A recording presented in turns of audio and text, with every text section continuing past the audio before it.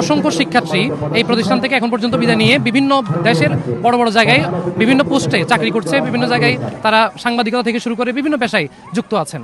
এবং আমরা আমাদের প্রাক্তন শিক্ষার্থীদেরকে নিয়ে দীর্ঘদিন পর্যন্ত প্রচেষ্টা চালাচ্ছিলাম যে কিভাবে সবাইকে একত্রিত করে একটা প্রোগ্রাম করা যায়, সবাইকে ঐক্যবদ্ধ করা যায়। কারণ বয়স বাড়ার সাথে সাথে প্রত্যেকের ভেতরে যে স্মৃতির যে ব্যাপারটা, এটা তাদেরকে নাড়া দেয়, তাদের ভেতরে একটা কষ্টের অনুভূতি তৈরি করে।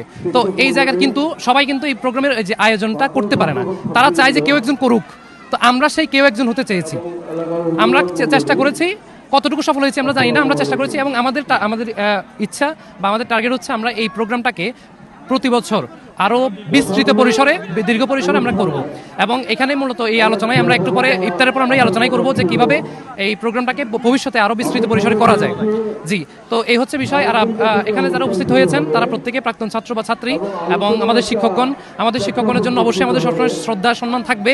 এবং এখন আমাদের শিক্ষকদেরকে দেখার পরে আমাদের নয়ন আসলে অশ্রুসজল হয়ে উঠেছে যে আমরা দীর্ঘদিন পরে দেখছি স্যারদেরকে যে ক্লাসরুমের শিক্ষকের যে অবদান বা শিক্ষকের যে ভূমিকা, এটা সেই একজন শিক্ষার্থী কখনোই বলতে পারে না। এবং তার জীবনে মৃত্যু পর্যন্ত আমৃত্যু তার ভেতরে যে সেই স্মৃতিটা তার জাগ্রত থাকে এবং তাকে দুকে দুকে সেই স্মৃতিটা কষ্ট দেয়। এবং যদি সেই কষ্টটাকে একটু লাঘব করা যায়, যদি ওই শিক্ষকের সাথে একটু করে সংস্পর্শে থাকা যায়, একটু খোঁজখবর নেওয়া যায়, স্যারের সংস্পর্শে আসা যায়, সান্নিধ্যে আসা যায়, তা আমরা সেটারই আজকে একটু চেষ্টা করলাম। এটাই আমাদের আজকের আয়োজন। ধন্যবাদ।